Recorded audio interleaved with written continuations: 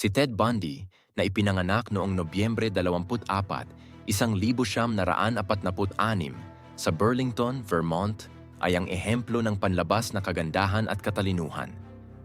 Siya ay isang makisig at matalinong lalaki na, sa kabila ng kanyang panlabas na anyo, ay nagtataglay ng isang madilim at marahas na kalikasan. Ang maagang buhay ni Bundy ay minarkahan ng kawalang tatag at pagkalito. Lumaki na naniniwalang kapatid niya ang kanyang ina. Ang magulong pagpapalaki na ito ay maaaring gumanap ng papel sa paghubog ng kanyang mga pag-uugali sa hinaharap. Ang modus operandi ni Bundy ay kasing metodo at kasuklam-suklam.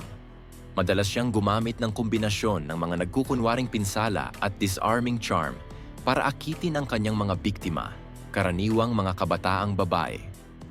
Lalapitan niya sila sa mga pampublikong lugar, tulad ng mga campus o shopping center, at humihingi ng tulong.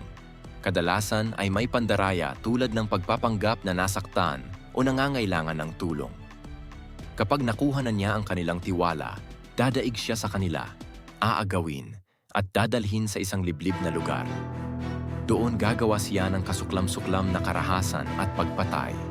Ang pagpatay kay Bundy ay nagsimula noong unang bahagi ng 1977. Ang kanyang mga krimen ay sumaklaw sa ilang mga estado, kabilang ang Washington, Utah, Colorado at Florida.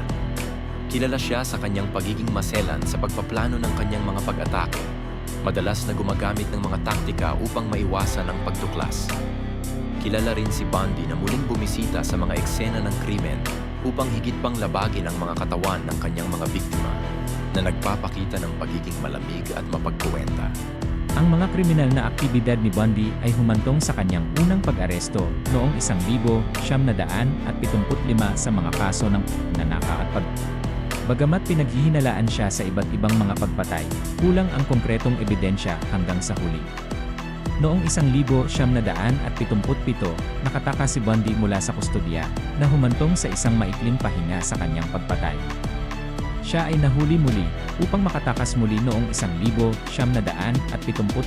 kung saan ipinagpatuloy niya ang kanyang pag-aalsa.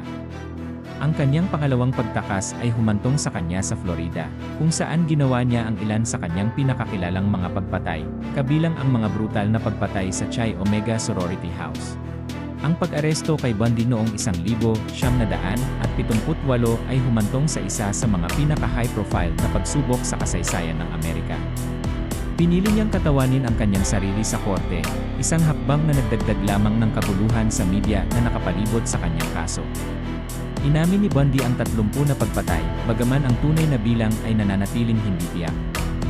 Ang kanyang paglilitis at kasunod na paghatol ay nakabihag sa publiko, at ang nakakapanghinayang kalmado na pag-ugali ni Bundy ay lubos na naiba sa katakutan ng kanyang mga krimen.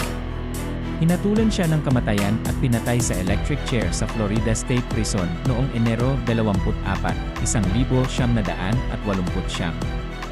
Ang kwento ni Ted Bundy ay nananatiling isang nakakatakot na halimbawa ng duality ng kalikasan ng tao.